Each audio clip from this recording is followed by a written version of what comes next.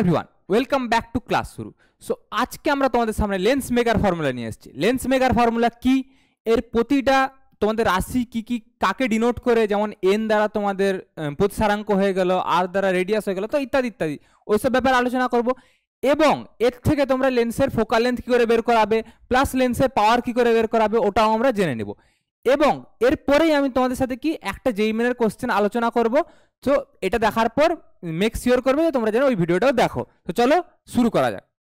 তো ফার্স্টেই দেখো আমাদের লেন্স মেকার ফর্মুলা কি দেওয়া আছে। লেন্স মেকার ফর্মুলা আছে যে 1/f equals to n-1 into 1/r1 minus 1/r2। তো ফার্স্টে তোমাদেরকে এক দিক থেকে নিয়ে যাচ্ছি। এখানে এফ মানে কি, এফ মানে তোমরা জানো কোনো লেন্সের ফোকাল লেন্থ।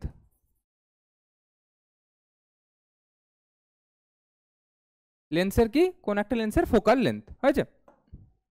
তারপর কি এখানে এন মানে কি, এন মানে হচ্ছে তোমাদের প্রতিসারাঙ্ক বা হচ্ছে রিফ্র্যাক্টিভ ইন্ডেক্স। মানে কি লেন্সটা যে মেটেরিয়ালের তৈরি, লেন্সটা কার তৈরি হতে পারে, হয় গ্লাসের তৈরি হলো বা তোমাদের গ্লিসারিনের তৈরি হলো বা ওয়াটারের তৈরি হলো। তো যার লেন্স হোক না কেন তার এটা হচ্ছে প্রতিসারাঙ্ক, মানে কি এটা হচ্ছে রিফ্র্যাক্টিভ ইন্ডেক্স তোমাদের।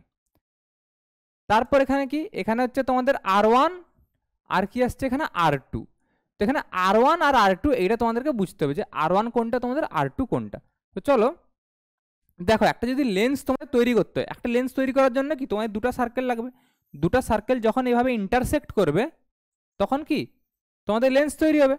দুটো সার্কেল এরকম ইন্টারসেক্ট করলেই কি তোমাদের লেন্স তৈরি হবে। এটা আমি একটু ক্লিন করে দিচ্ছি।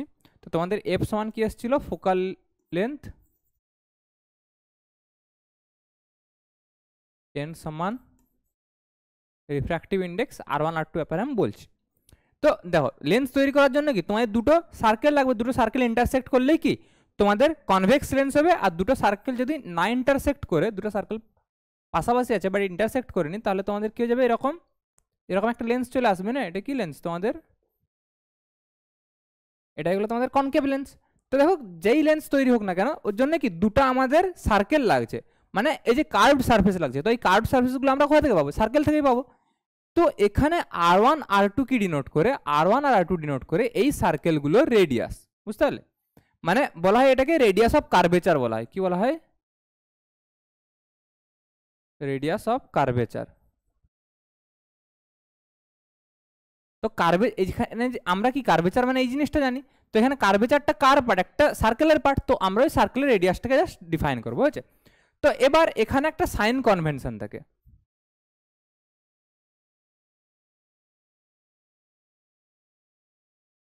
এখানে একটা কি থাকে, সাইন কনভেনশন থাকে, বুঝতে পারলে। তো যখন তোমরা এই বরাবর ডাইরেকশনে রেডিয়াস মাপবে, যখন আমরা এই বরাবর ডাইরেকশনে রেডিয়াস মাপবো তখন রেডিয়াসটাকে আমরা কি নেবো, পজিটিভ নেবো, বুঝতে পারলে। যখন আমরা এই ডাইরেকশনে রেডিয়াস মাপবো তখন পজিটিভ নেবো। যেমন আমি যদি এটাকে ধরে নিই R1, হয়েছে, এটাকে আমরা ধরলাম। সবসময় এই সারফেসের রেডিয়াসটাকে আমরা কি ধরবো, এই দিকে রেডিয়াসটাকে আমরা R1 ধরবো, মানে বাম দিকে রেডিয়াসটাকে R1 ধরবো। মানে কি এখানে এই সারফেসটা রেডিয়াস হয়ে যাবে আমাদের R1, এটা কি হয়ে যাবে আমাদের, হয়ে যাবে R1। আর এই সারফেসটার আমাদের রেডিয়াস কি হয়ে যাবে, R2। তেমনি এখানে এই সারফেসটার রেডিয়াস আমার কি হয়ে গেল, R1 হয়ে গেল, এবং এই সারফেসটার রেডিয়াস আমাদের কি হয়ে যাবে, R2 হয়ে যাবে। এবার রেডিয়াস মাপার একটা উপায় আছে। কীরকম, আমরা রেডিয়াস কীরকম মাপি, আমরা সেন্টার থেকে সারফেস পর্যন্ত যাই। তো আমরা সেন্টার থেকে সারফেস পর্যন্ত যদি যাই তাহলে আমরা এদিকে আসছি, এই ডাইরেকশনটাকে আমরা প্লাস নিলাম।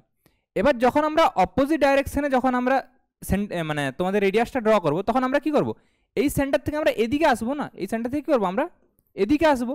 যেহেতু আমরা অপোজিট দিকে আসছি এই জন্য এই ডাইরেকশনটাকে কি নেবো, আমরা মাইনাস নিব। তো এখানে কি হয়ে যাবে, মাইনাস R2 হয়ে যাবে। তো এখানে কি হয়ে যাবে, প্লাস R1, আর এখানে হয়ে গেল মাইনাস R2, বুঝতে পারলে। তো এবার যদি আমাদের যে তোমাদের ইকুই কনকেভ লেন্স থাকে, ইকুই কনকেভ লেন্স কি, ইকুই কনকেভ অর কনভেক্স লেন্স, এর মানে কি, এর মানে হচ্ছে যে দুটো যে সার্কেল থাকবে দুটো সার্কেলের রেডিয়াস সেম। তো মানে কি দুটো ভ্যালুই কি R1 R2 না লিখে দুটো ভ্যালুকে আমি R লিখছি। তো এটা কি হয়ে যাবে আমার প্লাস R হয়ে যাবে, এটা কি হয়ে যাবে আমাদের মাইনাস R। এবং এই যে ফার্স্টে যেটা তোমরা নিবে, ফার্স্টে তোমরা কোনটা নিবে, এই সারফেসেরটা নিবে, বুঝতে পারলে, সবচেয়ে ডান দিকের সারফেসেরটা নিবে। এখানে কি এই সারফেসেরটা নিবে। তো তাহলে আমরা যদি মানে ফোকাসটাই ক্যালকুলেট করি ইকুই কনকেভ মানে ইকুই কনভেক্স লেন্সের জন্য ফার্স্টে, তাহলে আমরা এই লেন্সটার ক্ষেত্রে কি পেয়ে যাব 1/f equals to n-1 into কি হয়ে যাবে 1/r1। তো r1 কি এসছে পজিটিভ r এসছে মানে 1/r মাইনাস কত 1/r2, 1/r2 জায়গায় কত এসছে -r এসছে। তো এখান থেকে আলটিমেটলি কত হয়ে গেল এই মাইনাস আর এই মাইনাসটা প্লাস হয়ে যাবে, আলটিমেটলি 1/r প্লাস 1/r মানে কত 2/r হয়ে গেল। তো 1/f সমান কত চলে এলো n-1 ইন্টু 2/r। সো এখান থেকে আমরা f সমান কি পেয়ে গেলাম, f সমান পেয়ে গেলাম r by n-1 into 2, sorry নিচে ইন্টু 2 আছে, ইন্টু 2। সো এটা আমাদের কি চলে এলো, এটা আমাদের ইকুই কনভেক্স লেন্সের ফোকাল লেন্থ চলে এলো। এবার দেখো কনভেক্স লেন্সের ক্ষেত্রে আমরা ফোকাল লেন্থ কি জানি পজিটিভ জানি, এই জন্য দেখো এই ভ্যালুটা পজিটিভ এসছে আমাদের, কেন এন রিফ্র্যাক্টিভ ইন্ডেক্স, এন এর ভ্যালু সবসময় একের থেকে বড় হবে। তো এই জিনিসটা পজিটিভ আসছে, আর পজিটিভ রাশি, কেন আর আমরা মড ভ্যালুটা নিয়েছি, সাইন তো আমরা এখানে নিয়েছি, আর দুইটা কনস্ট্যান্ট, তো এটা এই ভ্যালুটা কি আসছে পজিটিভ আসছে। সেম জিনিসটা যখন আমরা এর ক্ষেত্রে ক্যালকুলেট করবো, এর ক্ষেত্রে আমাদের কি আসবে নেগেটিভ আসবে। তো এই ক্যালকুলেশনটা আমি তোমাদেরকে দেখাচ্ছি, দেখো এই ক্যালকুলেশনটা আমাদের কীরকম হবে। তার আগে আমি কি এটা পুরোটা মুছে দিচ্ছি, তোমরা একটু করে নেবে, দেখে নেবে এটা। তো দেখো আমাদের এর ক্ষেত্রে কি এসেছিল তোমাদের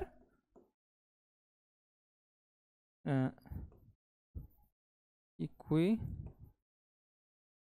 কনভেক্স লেন্স, এর ক্ষেত্রে ফর্মুলা এফ কি এসেছিল, এফ এসেছিল r/2 ইন্টু n-1, ঠিক আছে।